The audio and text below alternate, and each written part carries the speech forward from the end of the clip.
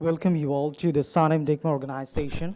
The title for the session is Climate Change, Migration and Adaptation, Challenges and Way Forward for Bangladesh. We are very honored to have Professor Shamsul Alam, member GD Bangladesh Planning Commission, as the chief guest for the session.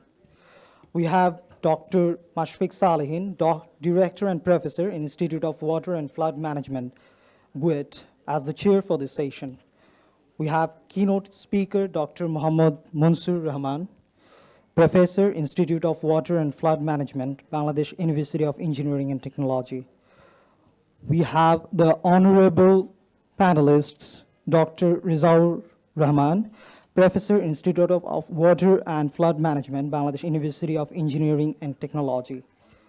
Dr. Tasneem Siddiqui, Professor, Department of Political Science, University of Dhaka. Dr. Anwara Begum, Senior Research Fellow, Bangladesh Institute of Development Studies, and Dr. Rahman, Executive Director, SANEM. Before starting the session, I would like to request Dr. Rahman, Executive Director of SANEM, to say something. Thank you. Thank you. Again, I welcome you to all of you to this very special session which SANEM is organizing in collaboration with DECCMA, which is called Deltas, Vulnerability and Climate Change, Migration Adaptation. I'm really grateful to the DECCMA team here, and which is kind of led by the Institute of Water and Flood Management, IWFM, Bangladesh University of Engineering and Technology, BUET, because we are having this collaboration over the last few years, and SANEM is proud to be part of this collaboration. And I'm quite sure in the keynote speech, Dr. Munsur Rahman, he will talk about how this actually, what we are doing in this collaboration. I'm also grateful to Professor Shamsul Alam because I know how busy he is, but despite his extremely busy schedule, he's with us. And then, I'm quite sure the kind of issues we'll be discussing here in this session, they're very relevant for, they're very relevant with respect to the overall theme of this conference, managing growth for social inclusion. And so with this, and one note, I was not supposed to be in this panel. Professor Dr. Bozlo Khandekar, he was in the panel, but he suddenly got sick. So I'm kind of replacing him because both Dr. Khandekar and me, we are actually working together in this collaboration on the economic modeling part of this climate change. With this, may I request Honorable Chair to conduct this session. Thank you, Professor Salim Raihan. Good afternoon, everybody. And we see a very good audience. So it's pretty late, but still a very good audience. So, thank you for that. We are very honored to have Professor Shamsul Alam, a member GD Planning Commission, with us today as chief guest of this important session. He has been a constant inspiration for us. His wisdom and his suggestions and his help. He has been a constant help in all of our research initiatives over the last 5 years. We have conducted just finished a very big research project, Ecosystem Services for Poverty Alleviation, ESPA Deltas project, and he has been he was an integral part of that project in terms of research into use activities, how we can translate the research outcomes into policy outcomes. So thank you, Professor Alam, again. For I mean, you're an extremely busy person, and we came to know that you were meant to go to USA tomorrow morning. So thank you again for coming here despite your very busy schedule. Before handing the microphone to the keynote speaker and other discussants, let me introduce my institute to all of you here. So, of course, you can understand that. So we are many of us here belong to Institute of Water and Flood Management of BUET. It's a research-based institute which was formed in 1974, back in 1974. And it had a different name, Institute of Flood Control and Drainage Research. We used to do a lot of engineering type of research back then, very technical in nature, but with time, as our understanding became clearer about the complexities of water resources management in the floodplain landscape. We more and more understood the importance of integration among different dimensions associated with water resources management. So our institute was renamed as Institute of Water and Flood Management back in 2002. And since then, we have conducted a significant number of interdisciplinary research in big multidisciplinary team. So of course, all of us are still engineers and do a lot of engineering type of research, but the major focus has been interdisciplinarity in research. So this particular research project, DECCMA, it's a big collaborative research project with University of Southampton of UK as a project lead. And there are a number of other institutions from UK which are also involved in this project.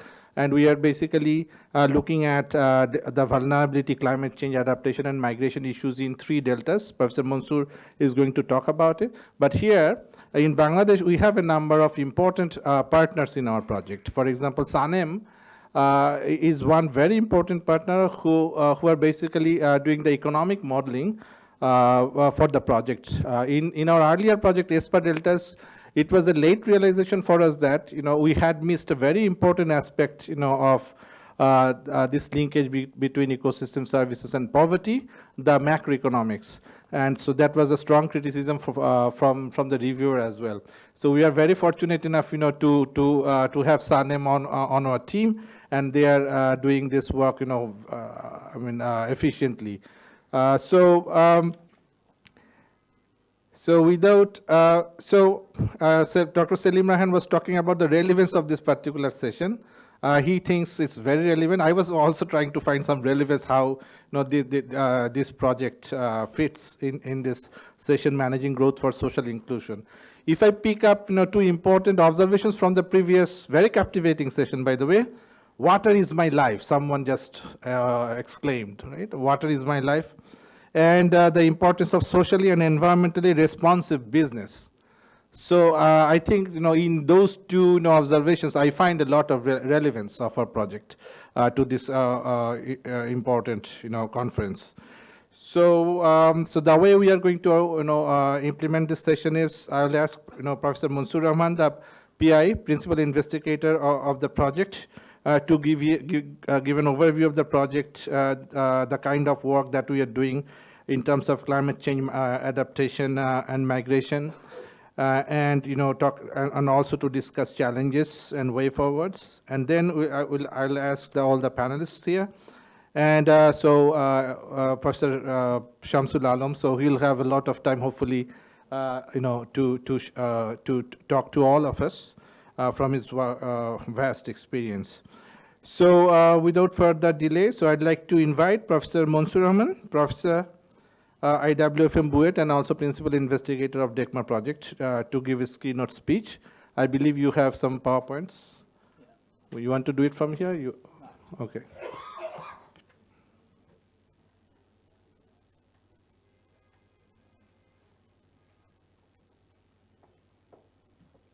Thank you, Professor Mashfiqus Salehin, Chair of this session, and welcome you all to the DECCMA SANEM session. Good afternoon. So this is the first time that I'm going to talk with the economists. And many times I heard from the economists in our forum, but first time. So it's a little challenging, I think, but let me try to share some of the issues that we are exploring through this project. So the first slide shows a number of different organizations from Ghana, University of Ghana, BUET, Jadavpur University, Southampton University are working together, and with BUET, a number of institutions from Bangladesh is working together. So like Ramru, Orpo, CGS, JJS, Sparso, Tara, and SANEM. So it's a very big consortium, and we are really doing something very challenging, definitely. Challenging in a sense, managing the team is itself a big challenge. And if we look at the program, Collaborative Adaptive Research Initiative in Asia and Africa, as we say the CARIA, is a 5-year-long program, and 4 consortium is working together, including around 1,000+ scientists in different parts of this globe, and they identified 3 climate change hotspots. One hotspot is snowpack hotspot, is in the upstream region. One is semi-arid region, where temperature rainfall is a problem, and the last one is the delta region, where sea level rise, erosion, salinity, these sorts of things are very important. And in this area, globally, 4 billion population is living, which of whom most of are very, very poor. So we are going to address on behalf of the 4 billion people within on consortium, and within the region of Delta, the 500 million of people is living. And if we look at the funders are DFID and IDRC jointly funding, and the goal of this program is to develop evidence to inform how to increase the resilience of the poorest living in this region and most vulnerable population in the climate change hotspots in Africa and Asia, especially South Asia.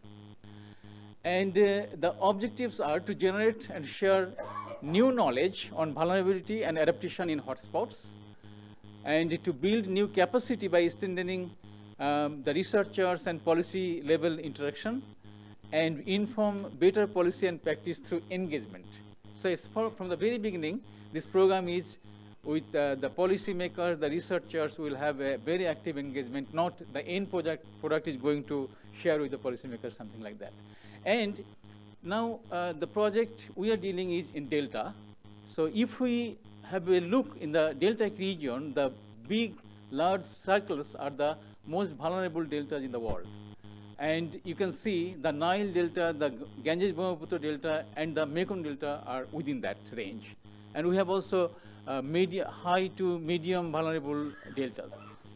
And globally, around 15% population is living in this deltaic region, having a land less than 1% of the global land. So it's you can understand, it's very, very competition is very high, exploration to the natural system is very high. So because these are very fertile area and considered as food basket of many different countries, in Bangladesh, it is also the same kind of land we have. But we have a number of problems, like the water and sediment is depleted coming from upstream, the local exploration of the system leading to subsidence, loss of wetlands and accelerated erosion, increase of salinity is another problem in Bangladesh Delta, and storm surge cyclones is causing devastating flooding. So with these opportunity and challenges we are living, and the challenges belong to us, how much opportunity we can take in a sustained manner, not right now, also for the future. It's a long-term vision, how we can explore the system in a sustainable way. This is the big challenge, I think, for the economists as well. So the aim of this project particularly to evaluate the effectiveness of adaptation options in Delta. So we found that the Delta is in vulnerable situation with the changing climate. So how we can have a good adaptation options, and also to assess whether migration could be one of the adaptation options that we did not recognize maybe earlier, and then to deliver policy support to create condition for sustainable gender-sensitive adaptation. So with these 3 aims, to achieve these 3 aims, we have a number of objectives in this project. The objectives are, one of the major objectives are to identify the climate change hotspots where the delta is vulnerable and need to be adapted. And it is not for now only, it is also for the future, how the area will be vulnerable in the future, and to understand the conditions that promote migration or to promote adaptation, whatever feasible, and to understand the macroeconomic drivers for this kind of adaptation and migration within the system. And finally, the issue of integration, how the policymakers will decide under a set of different biophysical processes, the socio-economic processes, the disasters, climate change impact, so many things, how the policymakers will decide how to adapt within this system. Or the people who are willing to migrate, how they can have a planned migration, something like that. So these are the questions we have, and we are going to explore these issues within this project, having around 250 members working together. And the project area, global level, you can see we have 3 project sites. It's a Volta Delta in Ghana, where the population is very small, the area is also very small. And in Mahanadi Delta in India, the population and area is moderate. And in GBM Delta, the population and area is quite big. And if you look at the density of population, the GBM is the highest. It's around 5 times than Volta and around 2 times than Mahanadi. So we are again, in the deltas are vulnerable, the population density is high, and GBM is much more higher. So the stress is quite big. But we should not be worried about it. We have a number of opportunities within our deltas. For example, if we look at the livelihood opportunities in GBM Delta, we have a number of diverse options like fisheries, forestry, agriculture, floodplain fisheries, marine fisheries, mangrove forests, so many things. And to have a sustained livelihood opportunity through these sectors, we need to have a very enabling biophysical environment that we need to explore in a very in-depth manner. So we should not be happy with this. We have a number of challenges as well.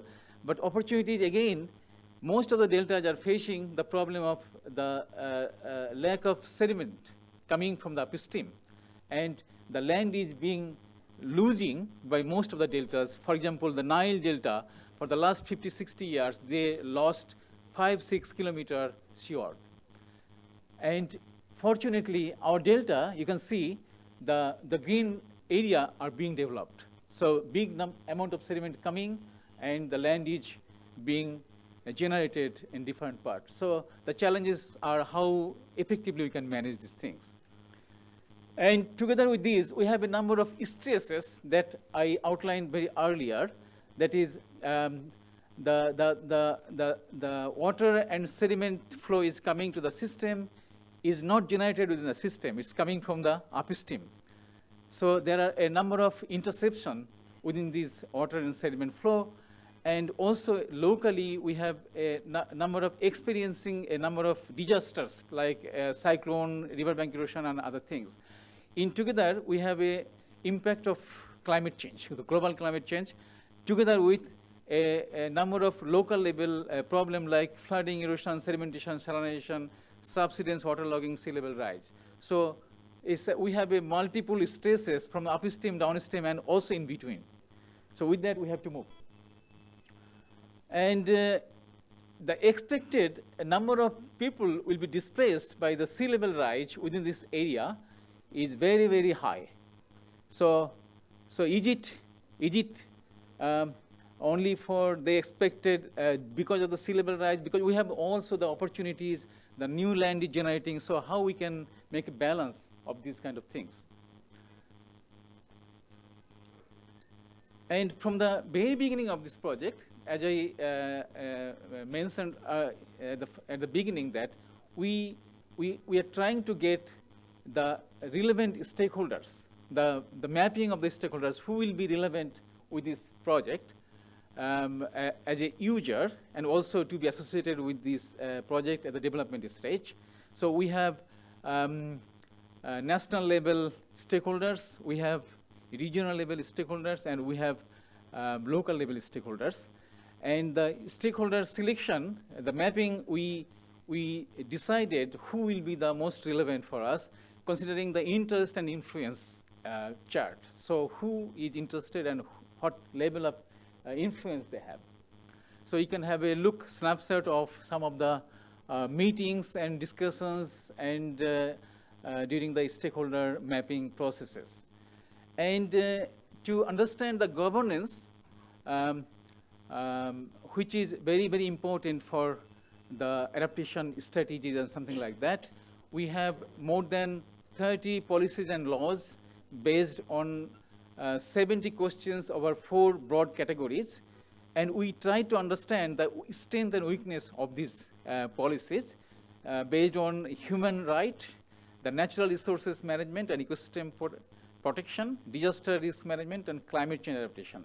And then we try to understand what are the barriers to implement these kind of laws and policies. And then we try to understand the adaptation strategies or adaptation options we have in our country. So very beginning, we try to make a summary of the inventory of the planned adaptation. And then we found that the planned adaptation aimed mostly to reduce the risk and vulnerability. And primarily, hazard is the target for this kind of adaptation. And out of these hazards, the flood and cyclone are the most dominant consideration for this kind of adaptation strategies and inventory we found. And in terms of the adaptation provider, we found that the government is most of the adaptation provider. It's around 87% adaptation is provided by the government, followed by the NGO, local, international and local NGO.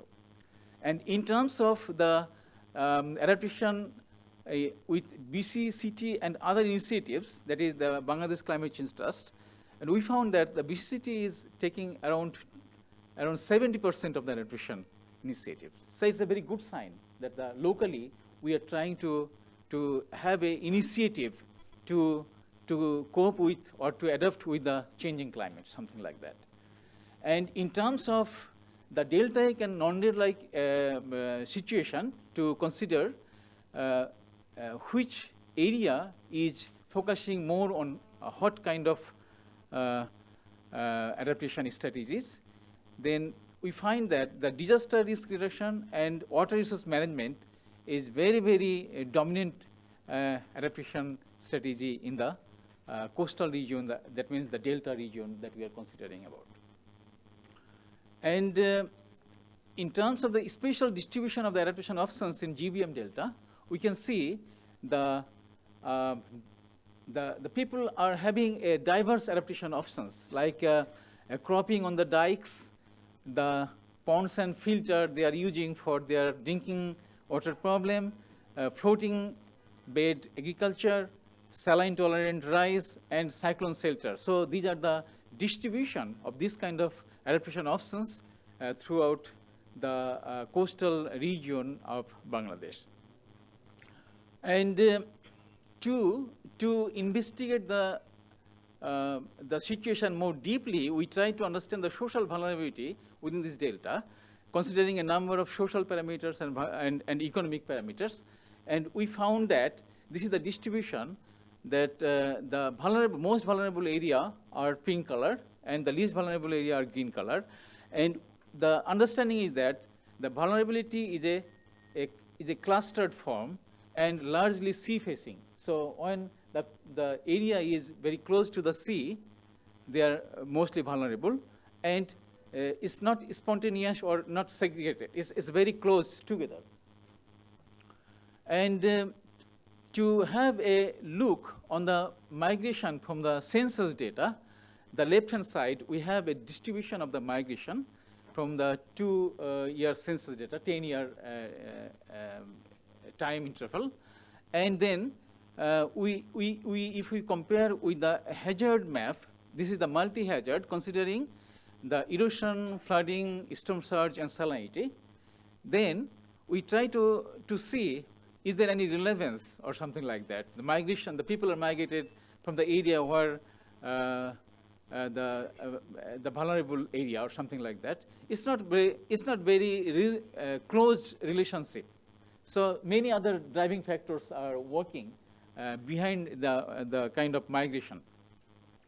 And then we try to clarify, to understand the condition for the migration and the autonomous adaptation. So at which condition the people are migrating to other place, and at which condition the people are having a kind of voluntary or autonomous adaptation in the in situ. Then we conducted social survey from the area where people are migrating. And then to conduct the social survey, we had to go through a rigorous processes. And Ramru is in charge of this survey process, and Professor Tasneem will add some points, I think, later on. So we considered 19 coastal districts, which is around 15,000 mojas. And then we selected 50 moja initially to list up the household, to have a household listing. This terminology is quite new for me.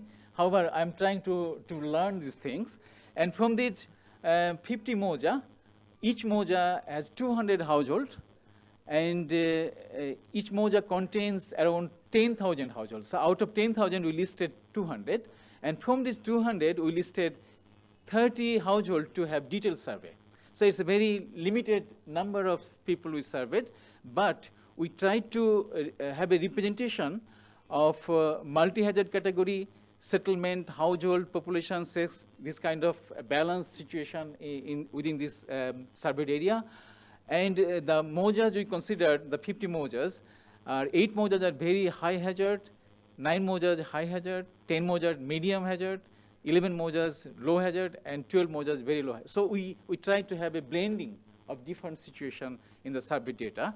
And the initial idea we took what to survey was given by the multi-hazard map, definitely. So with that, I'm going to give some of the overview of the key findings. In our household survey results shows that over the last 5 years, around 663 households says that at least one of their family members went outside for work. And more than 1/3 of these families assign the climate change is one of the driver for sending them. And 48% assign that the economic reason, the economic drivers are responsible, and other 12% are marriage, education, and other things. So the climate change migration is increasing from these early findings, it's indicating. And in the last decade, the number of migration has increasing at the household level. These are the indicators. So how, what is the status of the migration we could understand from this. Please, and most of them are the internal, that means in-country domestic migration. So where do they go? Where do they migrate? The initial findings say that around 45% are coming to Dhaka, and around roughly 25% is going to Chirang, and 7% is going to Khulna. So we are planning to conduct the receiving area survey in the coming days to clarify these things, how their life is there. And in terms of the autonomous adaptation practices we received from the social survey data, the autonomous adaptation practices, we found that migration, more internal, less international, tree plantation is another, rainwater harvesting, solar energy, change of profession, like different kind of jobs, innovation of new techniques, like resilient housing, so homestead vegetation, fish culture, and cultivation of crops on dikes. So these are the autonomous adaptation practices that people are adapting in the area. And also, dependence on microcredit and NGO supports is another form of adaptation. Investment in livestock, investment in education, community participation in embankment rebuilding is another adaptation options, and collective action in post-disaster period is very, very common recently as a volunteer-based activities. And we set a preliminary ranking of the autonomous adaptation, something like this. And another adaptation practices is happening in the coastal region in Bangladesh. We can say that this is partly autonomous, this is partly planned. The stream farming or aquaculture. And then if we look at the slide, then we can see the yield is decreasing with time. And if we look at the cost-benefit differences, then we can say until 2005, the benefit was quite higher than cost. And then the benefit is being reduced. And then if we go to 2015, the benefit is much less than the cost. Why it is happening? The issue is because of the intensive stream farming or aquaculture, we degraded the environmental or the ecosystem, and then the people by themselves become innovative to have a kind of mixed culture, and then benefit became raised gradually. Like a mixed culture means a number of options doing together the agriculture, fisheries, and other things. And in embankment, they are using the main channel, they are using something like this. So we are trying to understand the changes of this kind of culture in the Southwest region and the future of this culture in the context of climate change. And whether it could be a kind of option for adaptation or something like this. So this is one issue that is not exactly the plan, not exactly the autonomous. And in terms of the macroeconomic drivers in delta and non-delta, we found that delta is sharing more area. This part of the study is done by SANEM using economic modeling, macro-scale economic modeling. But in terms of GDP is much less, around 20% of the, and then headcount poverty is also very high if we compare with the national poverty or non-delta poverty. And in terms of the economic structure, that is the share of GDP in trade, transport, and industry in the non-delta area is much higher, and in the delta area, the agriculture GDP portion is higher. So these are the kind of macro level indicator why the people are moving from one place to another. So it's kind of economic region or something like that. And to conceptualize all the information that we could gather from a series of different sectoral study, we had the information on the governance, regional governance, the local governance, and we have the climatic information, and based on which the erosion, water quality, flooding, salinization, forestry, and other things are happening, changing. And with that, the crop potential will change. And based on the local and national level economy and crop productivity, the impact on the livelihood in terms of agriculture, aquaculture, forestry, fishing, animal husbandry, industry, construction, and other services is changing. And finally, what is happening? The household well-being is changing. So we want to take everything in the same platform for now, based on the secondary information and the information we collected from the social survey, and then try to understand why people, what kind of decision the people are taking. They do nothing, they adapt in the place, or they migrate, or they change their lifestyle.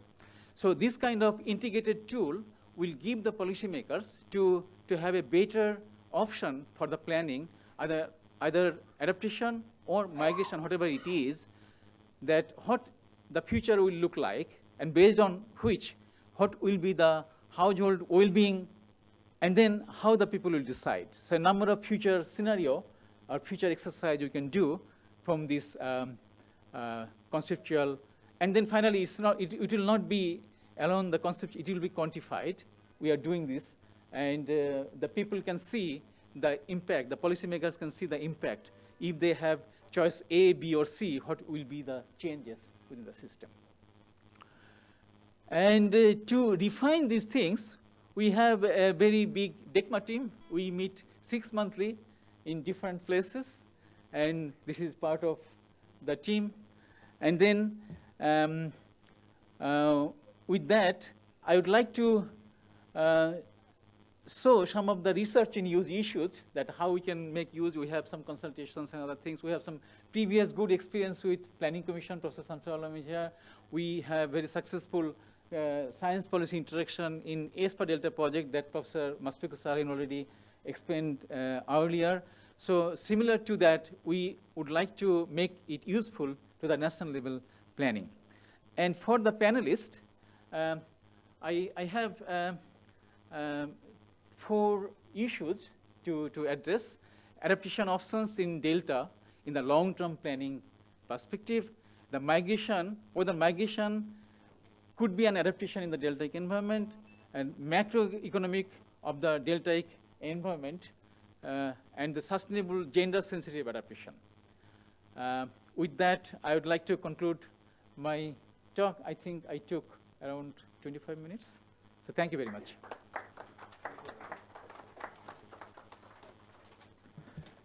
Thank you, Professor Munsur Rahman, for your presentation. I'm getting conscious of time.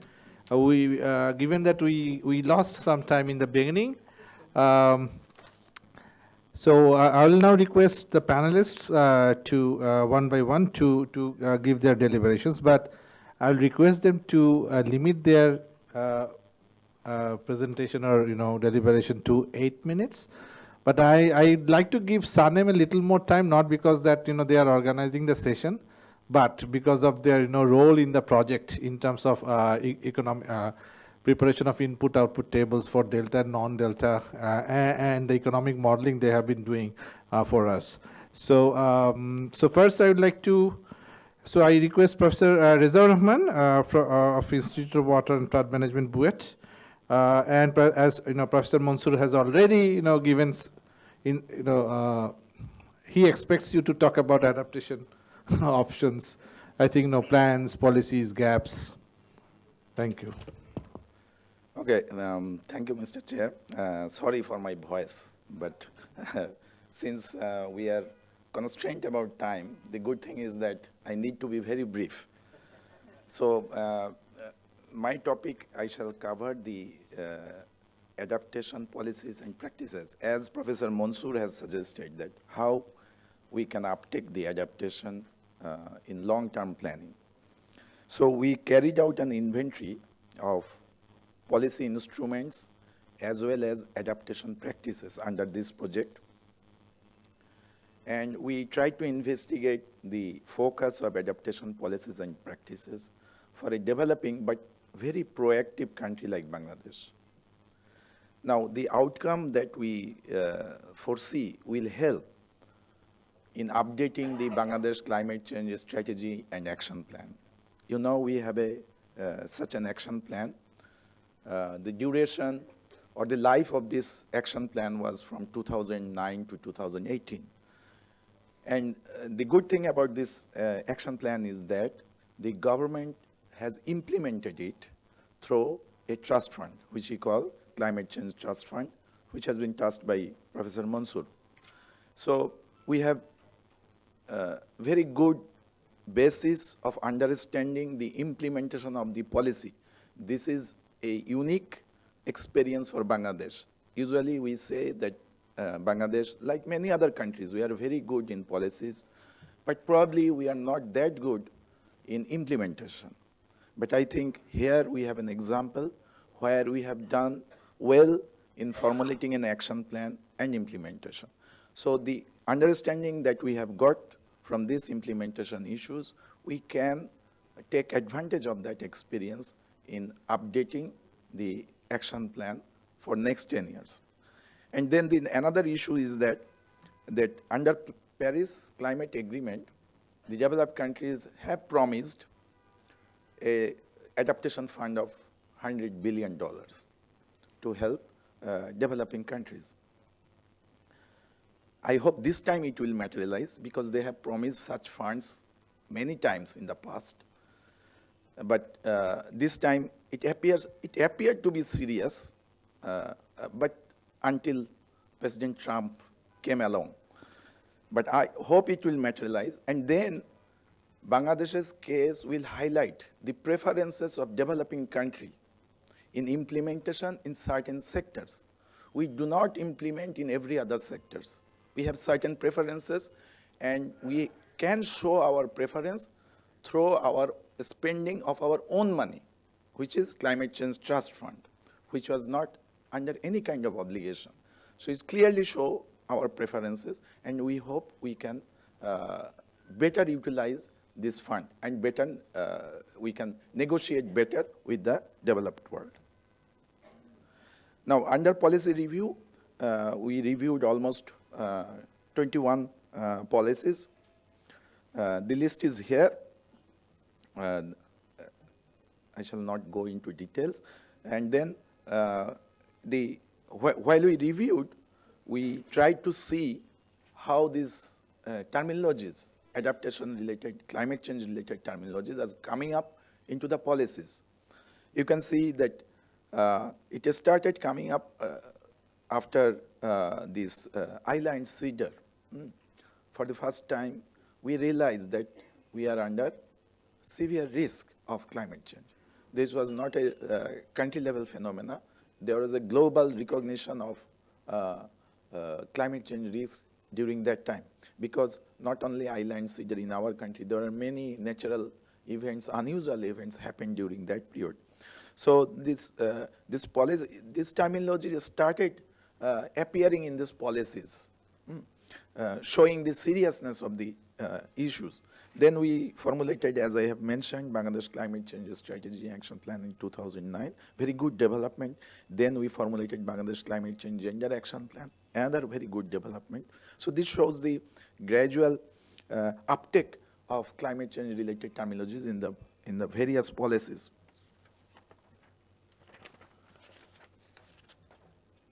Now, then we try to find out that what kind of adaptation options are mentioned in these policy documents, in these various policy documents. Most of the policy documents, as you can see, highlights or focuses on institutional capacity, research and development, which is very good thing, knowledge and information management, financial support, insurance, and then also there are mentions about livelihood diversification, resilient land use, water conservation. So this way we categorized the broader adaptation options which are focused in the policy reviews. Now then, I shall summarize the other policy reviews, the other aspects of the policy review. First, we found a need for an overarching policy. Now, it is a little bit surprising that the policy reviews recommend formulation of another policy, especially like many countries, we are fatigued with too many policies. But here we thought that we need a policy, climate change, explicitly climate change related policy. The strategy and action plan is not an explicit policy. In absence of a climate change policy, we use it as a guideline. But that is not a policy. And climate change risk is overarching. It encompasses many sectors, and we need to make trade-offs between different sectors. So that's why we need a policy. Many countries have explicit, neighboring countries have explicit climate change policies. Two issues that need to be highlighted under a climate change policy is the targets. For example, the mitigation targets set by the developed countries. We also set a mitigation target, but these are not an umbrella of a policy. Then we need to set a clear-cut priority of sectors. So far, in absence of a policy, we put more efforts in agriculture or in food security, which is a good thing. But if it is explicitly mentioned, then all other policies will follow this overarching policy. Then we found out that our policies where we address climate change issues are mainly disaster risk reduction focused. It is true to most of the countries which are vulnerable to natural hazards. Ecosystem-based adaptation and community-based adaptation are only emerging, but these are very important tools. recognized globally. So far, the policies have very little focus on urban issues. Rural-urban migration is discouraged. Migration is not addressed as a climate change adaptation option in any of the policies. Overseas migration and migration due to economic reasons are focused in most policies. In Gender Action Plan, migration of male population is mentioned, and it seems women were assumed to stay back and adapt to the climate change circumstances. Then practices, if we see the distribution of adaptation practices across the country, then you can see that there is a clear-cut preference for coastal district. That is the delta, or our study area. So, and it's not unusual, because the coastal, probably the delta is the most vulnerable part of the country. So, and you see that our investment, our adaptations are mostly in infrastructure, water resource management, and agriculture and food security. So this graph has been shown by Professor Munsur that among the coastal districts, where are the most of the adaptations taking place? Most of the adaptations are taking place in Khulna-Satkhira region. That is because of the island cedar. It caused so much damages. So most of the climate funds were spent in that part of the country. Then moderate amount of adaptations happened in Chittagong, Chandpur, Bhola, in this kind of regions, and less adaptation in Cox's Bazar or Lakhimpur area.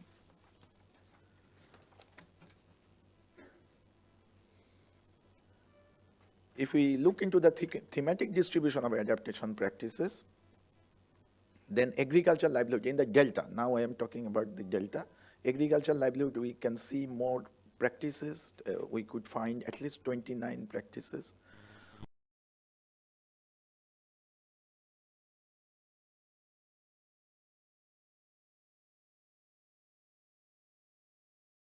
Perhaps the most controversial issue in the area of climate change is the issue of migration. When we talk about migration, like I would say till 2010, when we talked about migration in the context of climate change, we talked about migration from a perception of fear, that it is the environmental determinism that thousands and thousands or millions of people will move from one place to another, and therefore the worst effect that climate change can bring is migration. So therefore it is used, migration was used as a threat in all the international forums and everywhere. It's like migration is a problem, migration is a fear. If developed countries do not provide enough assistance or something, then migration, people will end up into their shores. So it's kind of the victim of climate change as the threat. But since 2008, it is the migration researchers who started working on climate change related migration. And you do see a lot of new researches coming up, which is highlighted different things. First of all, it's highlighted that migration is multi-causal. So environmental determinism actually doesn't make the complete sense. Given the same kind of reality in an environmental scenario, some family will decide to move, some other family may not decide to move. Of course, there is a situation of disaster or displacement. In that case, the whole locality, the whole community will have to move. So how much of that will be displacement, migration-related displacement? So now, over the years, now we have researchers, UN researchers, now we know that every 7% of Bangladesh will be displaced due to climate change. And then every 40 from every 7 people from 100 will be displaced globally from all the countries and from Bangladesh, every 45 people will migrate. So it is huge. The number when it comes to Bangladesh, it is huge. And then this is displacement, mind you. Migration is not one type. There are many types of migration. Voluntary labor movement, then you have displacement. So displacement, we have data. Then in 2000, from 2011 to 2014, now we have a data that is again UN data stating that already 4 million people have moved due to climatic stresses from different parts of Bangladesh, mostly delta coastal areas and others. Ramru and SCMR did a research in 2013. We just compared the census report. The census report is like from 2001 and 2011 census report. And then we saw that 19 districts of Bangladesh, there is either negative or very slow population growth rate compared to others. And these 19 districts are climate affected districts. And then again, these are 4 types of hazards we counted, not all hazards we discussed. So what we find that from coastal erosion, riverbank erosion, then flood and cyclone, there will be, if the population growth rate based on 2001 to 2011, we find that if we do a projection from 2011 to 2050, then we find that 16 to 26 million people will move, given the census trend. And that's a projection if everything is the way it used to work before. But if climatic stresses are more, then it could be more. And that is why this whole figure from 16 to 26 million. Now, CDMP conducted a research on 12 districts, which are climate vulnerable hotspots. And what do we find there? Around 20% of the people have already moved from certain areas. And then another 33% temporarily moved. And then another 45%, they found that they just swung between temporary and permanent migrants. Only 13% never moved from those areas. So therefore, now it is scientifically shown that in many areas, displacement has already taken place, and displacement is taking place. This is one kind of population movement, and that is where government is quite conscious, and already the disaster ministry has developed internal displacement, displaced persons, national strategy on managing climate change and disaster-related displacement. So this is a document is already prepared, and it is like very much a right-based document where 3 types in intervention in 3 areas have been detailed out. First is prevention, for what you do, like infrastructure, as well as awareness campaign programs are very much part of prevention. Then during, when someone is being displaced, then you have this whole management issue, and then resettling, taking them out, so providing assistance. So those are second part. And third is, after the displacement has taken place, some people may start staying in an embankment and others. So therefore, resettlement becomes one of the area where government needs to intervene. And then again, some already resettled themselves in different areas. There the problem is integration. So integration with local community, local hostility could be there.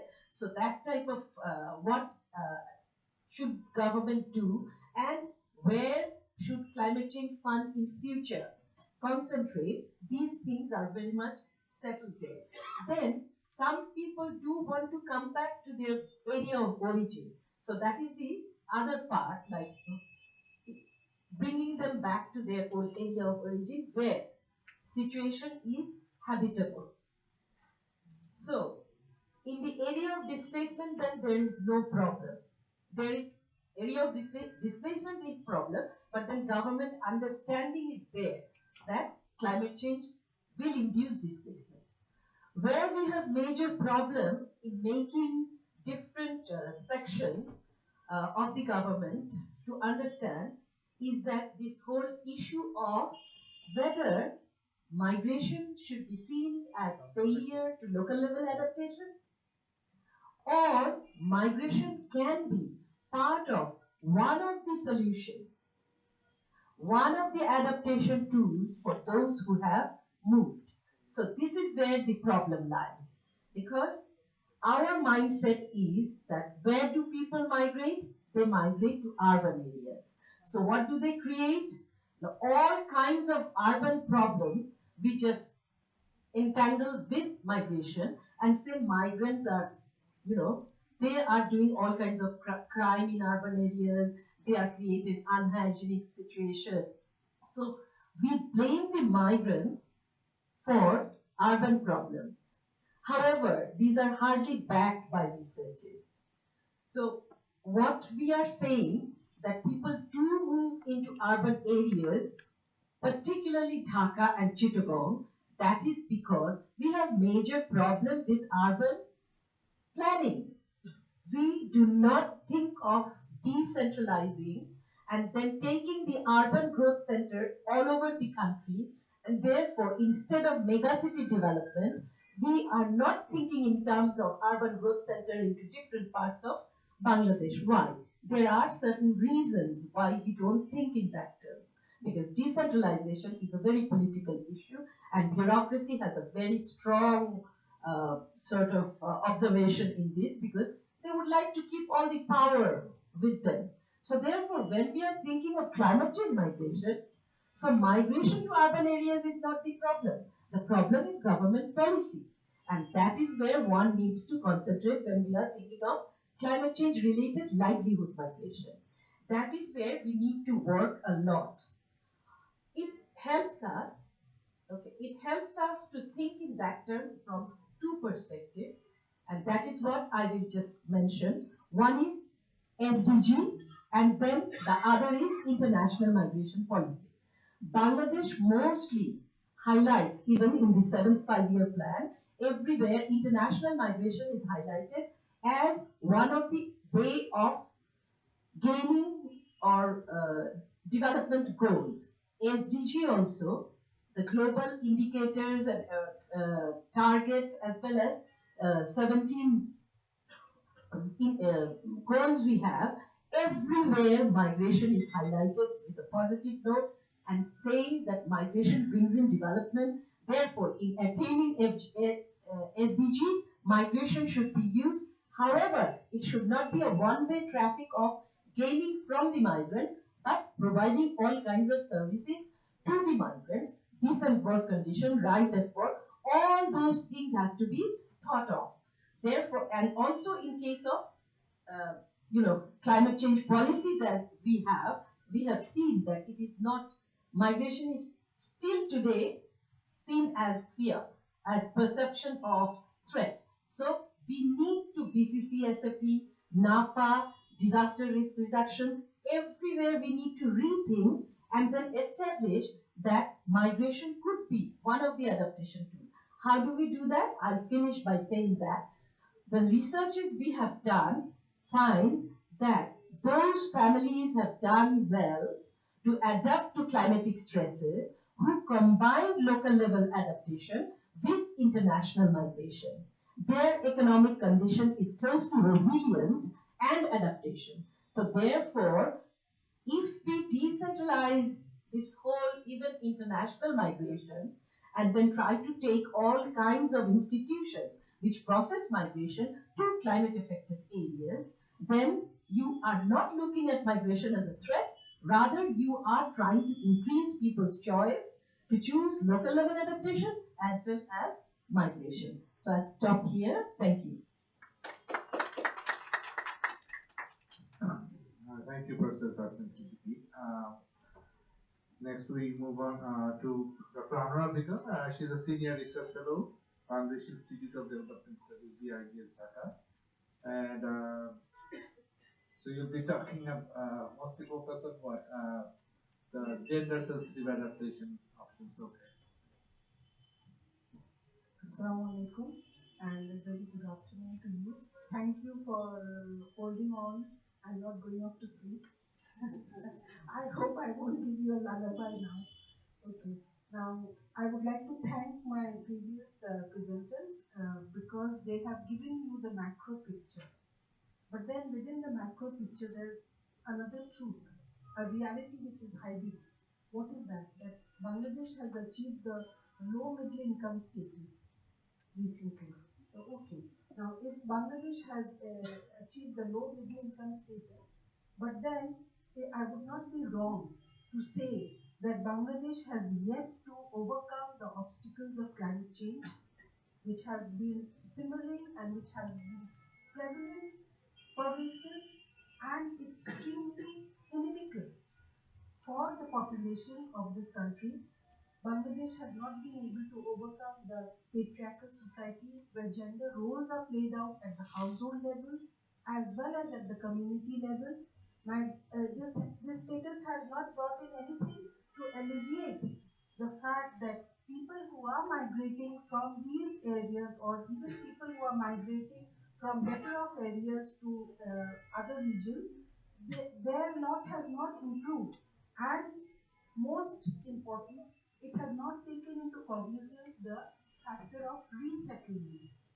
How many of us know how many people have been resettled within Bangladesh due to migration or climate change, and how many have been resettled abroad? None, I'm sure. But the fact is, there is climate change, and my previous speakers told you that at least 30% of the population are moving due to climate change. I have been asked to talk about the sustainable gender sensitive adaptations or overcoming these obstacles. How do women overcome it? I spoke about two levels. One is the household level and the other is the community level. Now, I will not get into the community level, but then this community level is all pervasive. We are all living within this society, so we know about these realities which women face. So I will just bring forth some few salient points. One is that wherever we see that policies are there, we don't see any one cogent policy which has been able to address this gender constraints, nor has it been able to address the resettlement policy.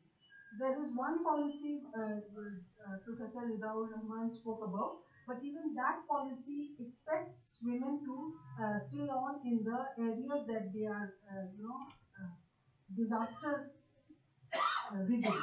So now, what are the reasons behind all this? NAPOD came up with a figure of 12.8% female-headed households who are actually extremely poor and also vulnerable. Keeping that aside, there is another figure which says that out of the 65 million people living in coastal areas, 60 to 80% are women who are also living in rural areas. And these women are trying to overcome the obstacles that are created at all levels. Now, although little research has been done, we know that in 2011, WHO came up with a study which showed that women in the post-disaster period, they have to contend with stagnating salinity, and that has repercussions on agriculture. It has repercussions on their health. It is seen that this stagnating saline water causes abortion, that premature abortion, postpartum hemorrhage. It also causes hypertension. So what are we looking at? We are looking at a partner within the household who is having to contend, and even the abuse and the physical abuse as well as verbal abuse increase in times of disasters and after disasters. One interesting finding that some people have come up with, like Mahmood and Rose and Dasgupta et al., they are saying that households which were richer were more affected by corruption in the post-disaster period during times of relief. Why? Why is that? It is because those people who were poor, they were vulnerable in the pre-disaster period, but then after this disaster, most were at the same level. So what is happening is that these richer households are also facing the same problem and they are facing corruption in trying to get relief or whatever. But then the women in these households have to face dire conditions, not only in terms of of getting access to relief, but also in terms of productivity. They are saying, the studies show that they are saying that the crop yield has gone down nearly 60% in the post-disaster. They are not getting access to seeds. They are not getting access to drinking good saline. The water is saline, so they are not getting access to drinking water. So what some studies have shown is that women are widely, discriminated against in the post-disaster period, and more so because they are women. They are not expected to go to these disaster shelters because they have to look after the livestock.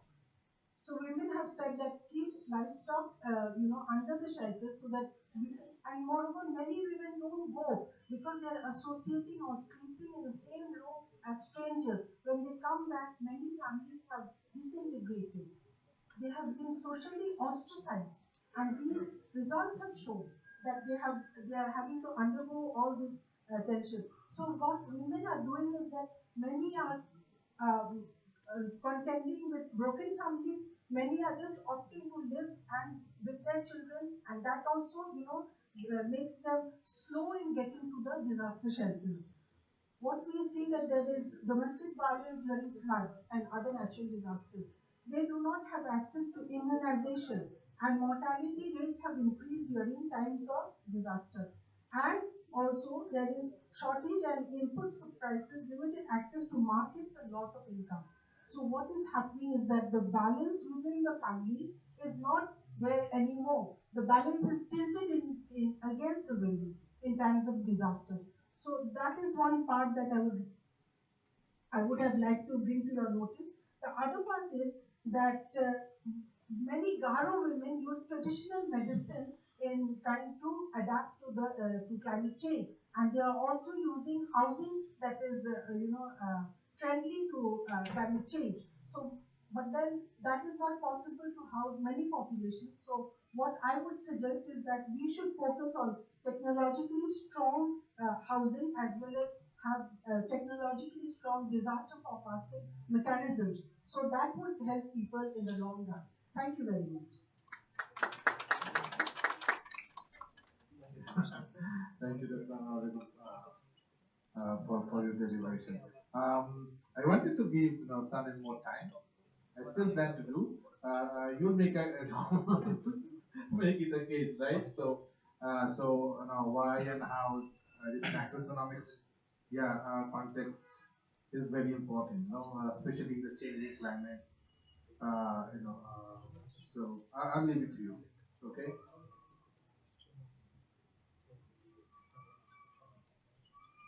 Thank you. Actually, when you were the last speaker, you talked about economic models on the very last session. Almost, it's very, very difficult to draw that into. And I found that actually some of the slides which I had to show, Munsur has already presented those. So he actually helped me in doing that. So I was a bit struggling what to do. So let's not make any presentation. I will try to actually tell you what exactly we're doing here. And this whole climate change issues and this vulnerability and then the kind of impact, the issues of impact, how it's impacting on the country as a whole and as well as the delta part of the country. And I think the audience has actually been able to understand what are the delta regions and what are the non-delta regions. So we want to understand through this economic modeling exercise that, okay, the works which have been undertaken under different work packages, looking at migration issues, looking at gender issues, looking at different other kind of impacts. But probably one fundamental question would arise. Okay, we understand all this, but can anyone tell us what exactly be the impact on the GDP? What exactly would be the impact on at the sectoral production level? What it would impact would be the impact at the household level if there are climate changes. So, so one advantage of using these kind of economic models is that we know that certain things probably which are happening now, but there are certain things which are likely to happen, and but we are not sure about what is going to happen. So we may actually build certain scenarios, several scenarios, and then see, okay, if that happens, whether do we know what impact will it be, and if that doesn't happen, if we consider a scenario B or scenario C, then what are the kind of impacts? So the kind of economic models we're using, and that is definitely has to be a general equilibrium model, because it should take into account the sectoral interlinkages among different agents, and also on top of that, the challenge for us is to show how the delta regions are linked with the non-delta region. So we should not be kind of, it's a kind of common sense that if something happens in the delta region, it is definitely going to affect the delta region, like you have seen those districts. But it will definitely also affect the non-delta region, even the northern part, even Dhaka city or Sylhet. They are not part of the delta, by definition here. But those regions will also be affected because of migration, because of certain loss of availability of inputs from other the delta regions. Because so that's why we also want to understand what are the interlinkages between the delta regions and non-delta region. So the economic models we're using, general equilibrium model, and the most challenging part, one of the most challenging part is that the data issue. Because in Bangladesh, if you really want to build a model like this, the kind of data you need, there is a huge challenge there because you can't really get the data ready-made. And here I really draw that kind of attention of Professor Shamsul, because I think some of this message should also be conveyed to Bangladesh Board of Statistics, that especially with respect to constructing the district-wise GDP data, even getting some information how district-wide, or delta, non-delta input output table could also be produced at a more district level. So these are the requests I would like to place to Professor Shamsul. But what we are doing now, we know that there is data constraint, but what we are doing, using the available data, what we have, especially we have an updated input-output table at the national level, which we need to construct the social equity matrix. Actually, I don't really want to get into the technical details, but that is a kind of a database, a consistent database, which shows how sectors and different actors are interlinked. So what we have done, the national input-output table, we have actually using certain assumptions and information from other surveys, we have actually split that input-output table into two parts: the delta input-output table and the non-delta input-output table. And then we have linked them. So we kind of now know that how the delta and non-delta are interlinked. So as I said, that this is kind of work in progress. We are still trying to develop the model which is consistent with this database, and we are very much hopeful that within the next couple of months or 3 months, we'll be able to come up with some results how a particular climate change related shock in the delta region generate what kind of macroeconomic, sectoral, and household level impact both at the delta and non-delta region. I think this is something very important for the policymakers, because then you can devise some policy actions, like and then some of these climate changing impact shocks are not going to happen in the short run. Some of them are going to happen in the medium to long run, or maybe it has got a much longer time period. So I think that will also give a bit of idea for the policymakers how to devise our action plan to combat those challenges. So with this, I'd like to conclude here, and I think we'll be very happy to share some of the documents or the works we have produced so far. Those who are interested, please contact SANEM, because we have been doing a lot of work on staging modeling, but this is an area where we have extended our model to capture this climate change. Thank you so much. Yeah, and thank you, Salehin, for your very good, presentation of what you're doing in terms of economic modeling. I'm getting very conscious of time, and I'm also getting very conscious of the very low energy level that you currently have. So I'll open the floor for some questions or observations. I don't think we can do it for a long time, like maximum 5 to 10 minutes, and then we'll have the opportunity to hear from Professor Shamsul before I'll close the session. So the floor is open now. So if you have any questions or observations, you can introduce yourself first, and then.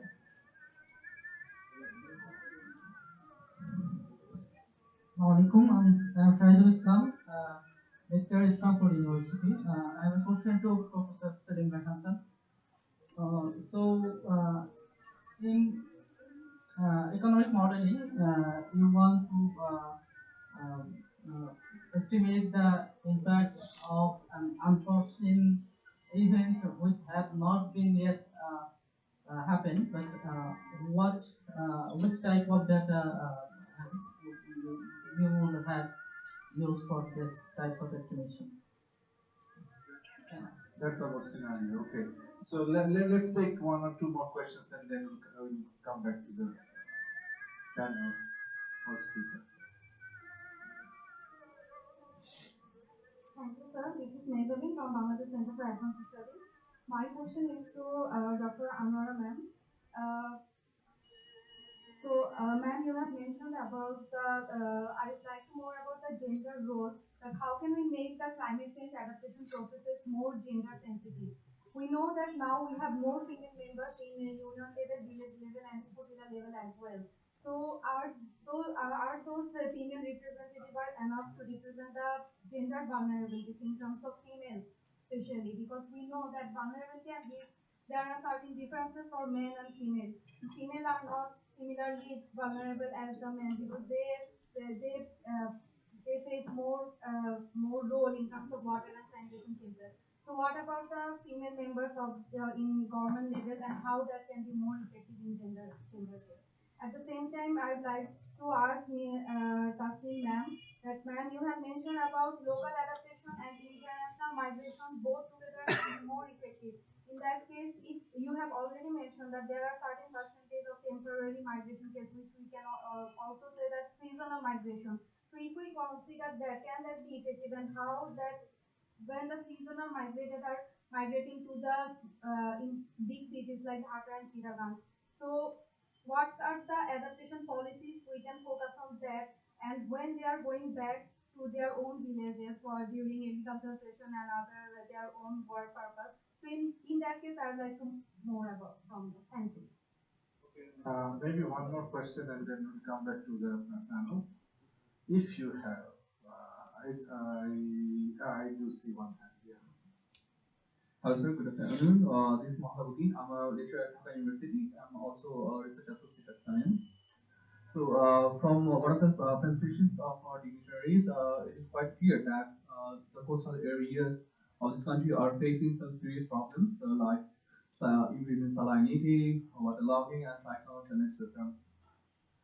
In one of the slides of Dr. Munsur Rahman, it is said that about 700 households out of 1,500 households have at least one migrant.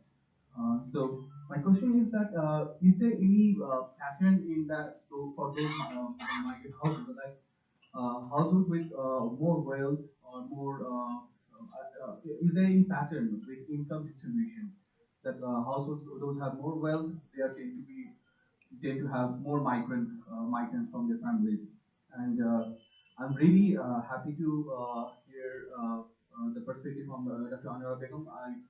I'm really happy to. I'm really enlightened to learn that gender perspective of the increase in salinity and increase in calamity, climate change. So my question is, Professor Shamsul sir, that what is the policy perspective you have to address these issues, including the gender perspective? Thank you. Okay,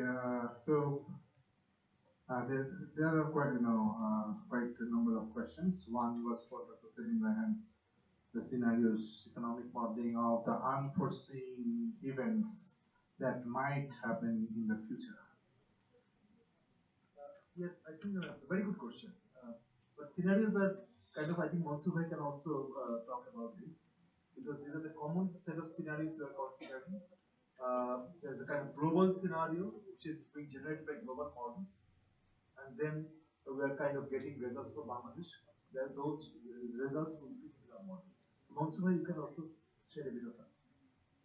Scenario, scenario is a kind of future that is, we say the plausible future, and it is not the only one. So a range of future we can think about, and based on that, we can estimate, we can quantify the other parameters.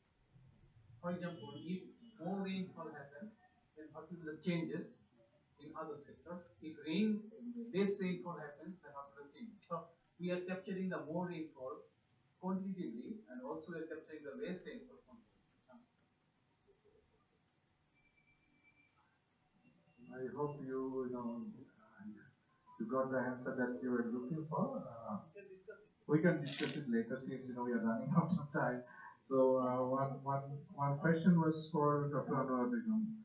So now that the more women are already involved in different committees, but is that enough to ensure the gender sensitive adaptation choices?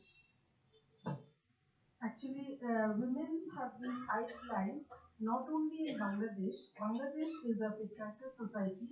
It's governed by a lot of norms, and and women are constrained by their biological setup. And this society is not enabling for women. But at the same time, I'll say worldwide there is a problem in accepting women in all development issues, because the Georgetown Institute for Women, Peace and Security says that policies purport to be gender friendly, but in reality it's a facade. At that level, they say that it is a facade, and they say that communities must be strengthened by mainstreaming gender issues. Why are they talking about communities? Because even in a developing country like Bangladesh, the community is very powerful, and that influences the households at the smaller unit. So what happens is that if you strengthen the voices of women at the community level, especially in a disaster-prone country like Bangladesh, then it will have a lot of effective impact upon the population. It will deal with the deteriorating situation. But I would say, and I have been saying for a long time, that more research involving women and disaster-related issues have to be taken up, number one. And that's the answer to your question. Moreover, women have to be inducted into policy-making bodies. Women who really know what the situation is at the grassroots level. What is DECCMA trying to do? When DECCMA is trying to have these stakeholder consultations, we are going to forge a link with the government, and Dr. Shamsul Alam is sitting next to me. And I'm sure these things will be taken into cognizance. The fact that findings that come through from the field level, and moreover, we need information sharing, especially through popular media, to sort of sensitize men. Thank you very much. Yeah, just to supplement, in the socioeconomic survey that has just been finished for the sending areas, so questions were asked to both male and female in the household. So with two different enumerators. So we are hoping to get a lot of information that will give us a lot of insights on this. So another question was for Dr. Tasneem Siddiqui. the effectiveness of combination of local adaptation and international migration. So how can why does this seasonal migration thing sit in? This is very, very, like, I tried to just say in few words, so that's why one by one, if I would have talked, you could see the, what type of scenario can emerge from migration. Like seasonal migration, if you think, there is this recent research that we have published, Impact of Migration on Poverty and Development. First thing we found that areas from where international migration is taking place, internal seasonal migration is increasing to those areas. Why? Because there is a niche for work, international migrate going away, and then creating scope for employment for internal migrants. So international migration creating employment opportunities even within the country, not only outside the country. And seasonal migration is one of them. And also, like, the other point you made, like what needs to be done in the, I think this is very important, in the receiving areas.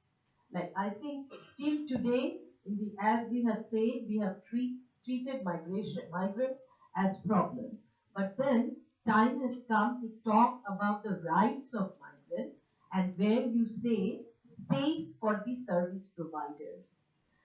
Those who are in the urban slums, they are providing certain services, but the whole urban policy hardly has any space for those who are providing services. So now, if you bring in these issues along with the service provider space, then their health, sanitation, their all other education and other opportunities, all these things has to be thought of when we are thinking of climate change migration. So it is time to look at the whole scenario from a comprehensive perspective. We should not think on climate change, migration, or SDG achievements separately. There has to be a coordination among all these, and if it is an urban planning, if you coordinate everything, you will see there are hundreds of areas where work needs to be done. And particularly if we just take India's example of Delhi and Bombay, how did they solve the problem of urban overcrowding? That is, they developed peri-urban areas close to the cities, mega cities. And these peri-urban areas, they connected them with, train services, and only 2 rupees you have to pay whatever distance you are coming from. So when you lower the price, and then automatically you come up with a situation where people would like to go into and stay in peri-urban areas. So when you talk about situation of migrants, it will be much better if you have a comprehensive plan where you have peri-urban areas and growth centers and combine everything. And that is where I think policy comes in, planning commission comes in. Planning commission has focal points on SDG, on climate change. And so if these people sit together, I'm sure a comprehensive policy will come, not only sectoral policies. Thank you. Okay, there was another question. It was meant for Professor Munsur. I think Professor Tasneem is in a better position to answer that. I believe. There was one question, one statistic. Like 1 in every 7 families, they have a migrant in a family. Can you? Oh, it is about, yeah.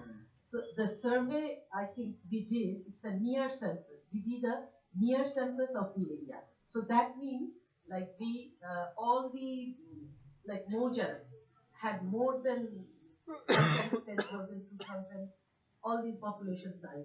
But from there, we just took one particular area, which is through a serpentine method, we covered the whole area, 200 houses of one area. There you have rich, you have poor, whatever, because this is done through random sampling. Therefore, you will have rich people, you will have poor people, you will have all. And this data set later, when we work and prepare papers, then you will see, you can do these type of correlations. Whether rich has more access to migration All poor also have access to migration. Our sort of qualitative survey that we did, we found that access to migration everyone has in the context of Bangladesh.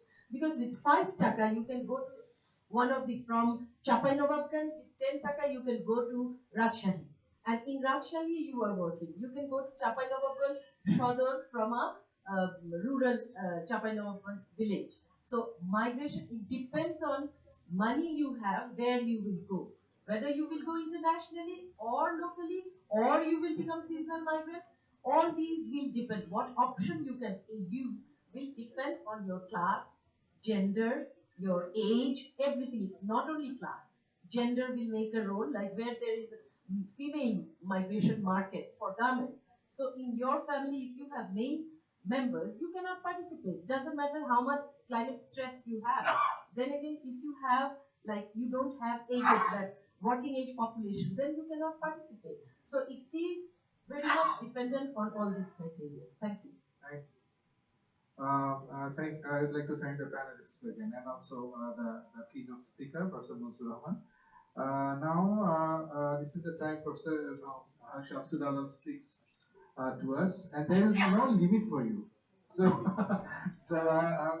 so I know everybody. It's been a long day for a lot of people who are present here, but Professor Shamsul, you can have as much time as you would like. Thank you very much, Honorable Chair and distinguished panelists. I know I should not go with a long speech, and I will not be able to do that because it's a very technical subject you are talking about. But I feel myself privileged to be here to listen so many academic scholars, beside me, researchers, and I heartily thank you very much.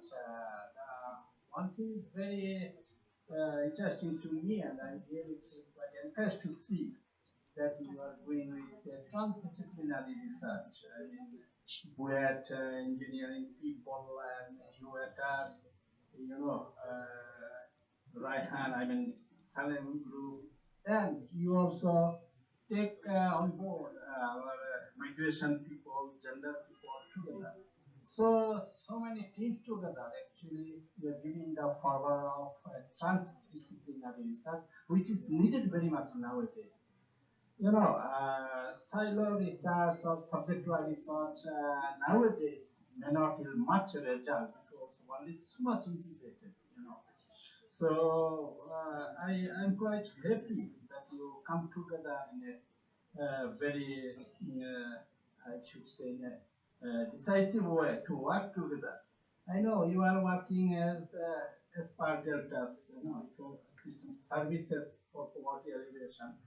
From since then, I know you very well what you are doing, and I was quite eager to see your results. So that is very much encouraging. And secondly, while I was preparing national plans, I led a couple of 5-year plans, 6th and 7th, you all know. I led the preparation prospective plan also. One thing I felt very much, sometimes I feel great not having, relevant information, data, particularly reliable data. So that gave me much pain, and it was very difficult to, bringing all stats together without having valid data and quality of reliable data. So I felt quite pinched to write anything or to edit anything without a big database. So this kind of research, certainly a scientific approach they are following, as I said, multidisciplinary approach, not multidisciplinary, transdisciplinary approach, with different kind of backgrounds. So my next belief would be that you come up with scientific knowledge, come up with data, come up with, because you're very methodical, I know. You're following and applying now even economic models like general equilibrium model, as Dr. Salehin told. And you have your own model, meta model, and all this. So using all this, I hope at the end of the day we'll come up with new knowledge, with new data sets that will help us a lot. It's not I'm just theorizing. Why? You know, to face the climate change calamities in our country, we have prepared a Delta plan. You might have heard by this time. Already from zero draft, we have come to first draft. So why this plan is needed for Bangladesh? Though we have had 5-year plans, we have over-extent study papers, all this. Now we are talking about Delta plan. Actually, Delta plan is, with the changing climate change and with its fallout, how we can face the fallout effect of climate change. So that was our guiding, guiding source that we were to take a new kind of plan, keeping in horizon a longer time period, 50 to 100 years. So it's a new kind of plan we are making. It's a meta plan. So there we actually develop several scenarios. As Dr. Munsur says, scenario, plausible future happening. So with some kind of assumptions, hypotheses based on knowledge, developing some hypotheses, we actually develop scenarios. So, and then come up finally with two scenarios. One, business as usual, saying having no Delta plan. The other scenario, if we adopt Delta plan. So, on the basis of these two scenarios, actually, we developed our planning. So you can say what you dealt in there. We dealt in couple of issues. We see water is in our genes. Everyone's gene we have water. So it's so vital for development. It has cross-sectoral, linkage. Water is life. Someone said that's very much true for production purposes, for industrial purposes, for sanitary purposes, for our livelihood. We need water everywhere. So how to get best use of water? Because future will be, future will come in such a face water scarcity, obviously. Because of, erratic rainfall, because of warming up, so because of sea level rise, all that will actually deteriorate the availability of drinking water. So with all this, we come up with a Delta plan. It's a techno-economic plan. Firstly, we said how much growth we'll be having in 2030 or by 2050, and then how much will grow at that time. Keeping that and population and keeping in mind the population growth, how much there will be demand for water, how much there will be demand for food production. So keeping all these in view, actually we developed that plan. But though it is Delta plan, we say not the whole country is within the Delta frame. We have some areas which are not Delta. But as large part of the country is within the Delta, we call it Delta plan. And we divided the whole country in 6 hotspots. Each hotspot has different kind of agroecological characteristics. Each hotspot will face different kind of climate change impact. So we divided the country in 6 hotspots, which are Haur areas. So we have different kind of strategies to face the problems of Haur areas. So we developed strategy and we suggested measures how we can handle those problems that will be faced in the Haur areas. So another hotspot is river areas, coastal area, urban areas. So urban areas are not Delta. But we talked about water. So everywhere we need to talk about water availability. So we took urban areas, one of the hotspots, burning areas, you all know, Chittagong is so these 6 hotspots actually the basic components of our Delta plan. And for all these hotspots, we developed strategies how to deal with the problems each area will be facing or are facing right now, and then followed by actionable measures. So that is the Delta plan we are talking about, and this kind of research, I mean, as per Delta or DECCMA, as you say, the very good thing is they really integrated these technical things with economic things. So that kind of integration will help us. But one thing I would request, I don't know, depends on purpose, how you will fit in your model. They say macroeconomic input output data they will be generating for delta and non-delta areas. But delta area is not a uniform area. So for delta area, as I said, we have hotspots. So I would prefer, I know, if a sponsor would say, come up with this decomposition, with this kind of hotspot areas to make it more usable, to make it relevant to the policymakers. Otherwise, it will be too much aggregated, only seeing delta and non-delta area. So that is my prima facie feeling. I mean, as you invited me, actually, you wanted that I listen your discussions. I myself, you allowed me to be, to gather knowledge from here. So my demand would be, if it is possible, not incurring much expenditure, go with more disaggregation, depending on the agroecological characteristics or ecological zones at least, or with hotspots, as I say.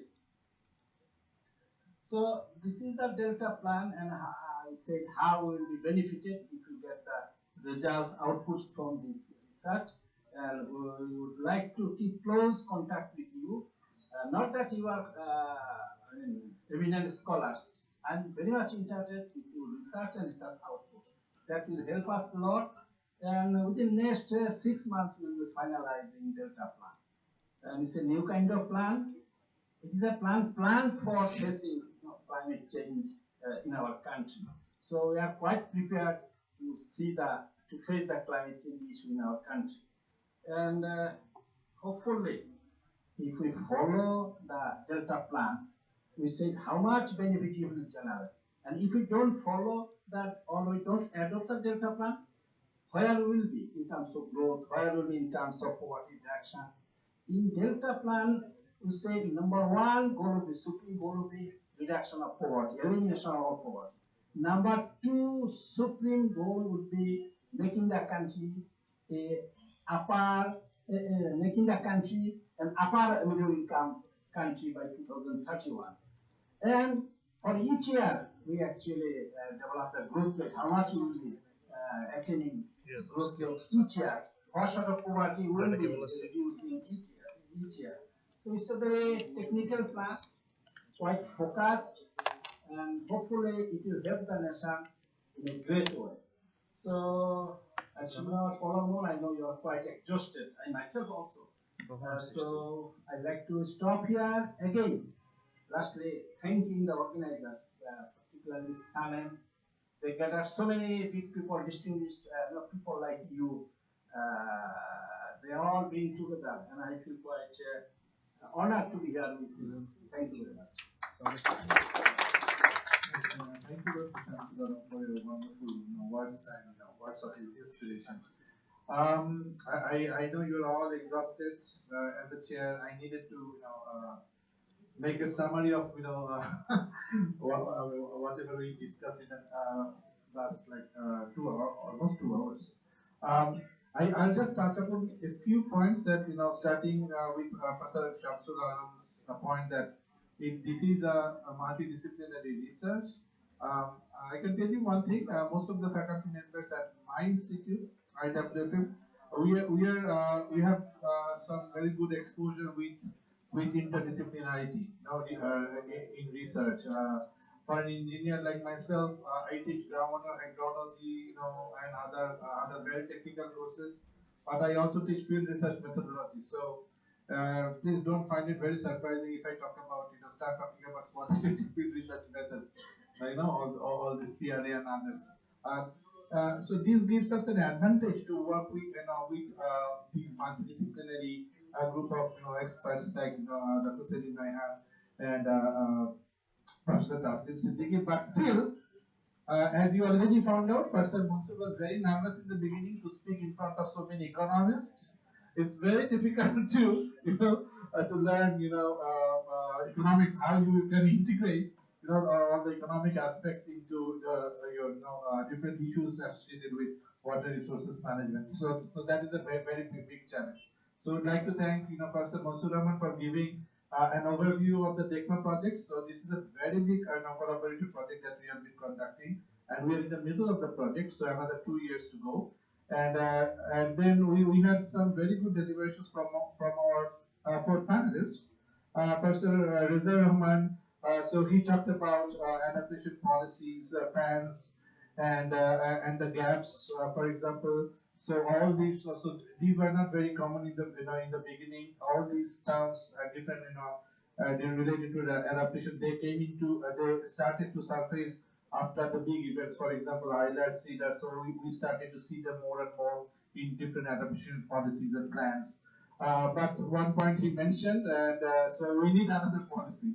There are already a lot of policies, but there is still a need of a policy which would encompass all the relevant sectors and bring everything together. So that is one important finding. So he wanted to basically promote. And then some very good points that came up from Professor Tasneem's deliberation also. So this concept, migration, it was treated as a threat in the beginning, but then later people started to understand that so this is a multi-causal process. There is a the process is very much multi-causal, and how do you separate the migration process that is induced by climate change? This kind of question we frequently encounter in water resources management as well. It's if some journalist comes to me and asks me, sir, so there were like 4 days of intense rainfall in the last 4 days. Do you think it is because of climate change? Then I start, to have some problems actually, because there is a tendency for people to attribute everything to climate change. So among even us, so we try to do that. But for your information, so there have been some very good work going on in Oxford University. Some very good climate science that is happening. So we are trying to separate out the impacts of climate change. If there is a big event like the flood that happened in Pakistan like 3 years back, so how much climate change had to do with that particular event? So there is a way to statistical way to analyze that. So the same way we are also trying now. I'm trying to understand how much migration is contributed by this climate-induced climate change-induced stresses. And very importantly, what she mentioned was since this a combination of local level adaptation and international migration, it has worked wonderfully well for people. So how can we make the other forms of adaptation more effective in combination with local level adaptation? So that is something to look into in depth. And Dr. Anwara, so she comprehensively covered the gender aspects, gender sensitive adaptation choices. She deliberated upon the chronic stresses that women face, and also the difficulties and stresses women are faced with in cases of disasters like flood or cyclone. And the bottom line, the conclusion was the balance is very much tilted against women. And as I said, Dr. Salehin, so I think he made it very clear in his very brief presentation. I think so that was the most relevant part. How this whole project was relevant to this to this workshop organized by you. So what they are basically doing, Basically, we are trying to see, assess the impacts on GDP, sectoral production level and household level.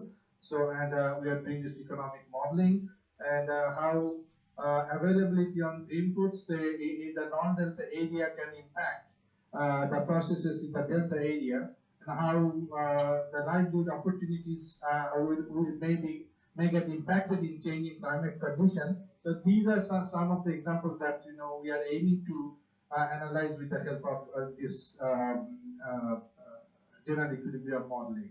So I thank you again, the keynote speaker and the four panelists, and my special thanks is to Pastor Shamsul Alam, despite his busy schedule. So he came here. I know that because we requested him, and he very rarely misses our events. So thank you again, sir, so for being here with us, and thank you for your patient hearing in the last 2 years, 2 hours.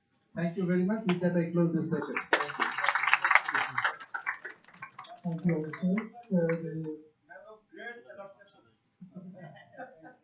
you also for the very effective discussion. So now we move on to the crest presenting ceremony.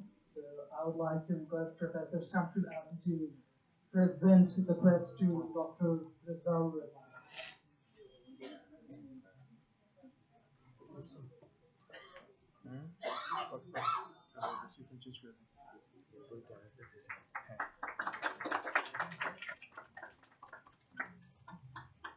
To Dr. Tasneem Siddiqui.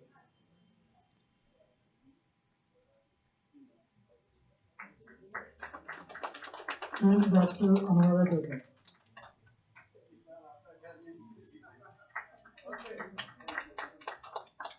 To Dr. Munsur Rahman.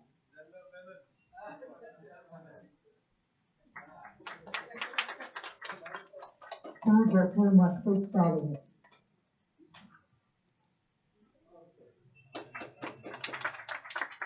Now, request Dr. Rahman to present the crest to Professor Shamsul.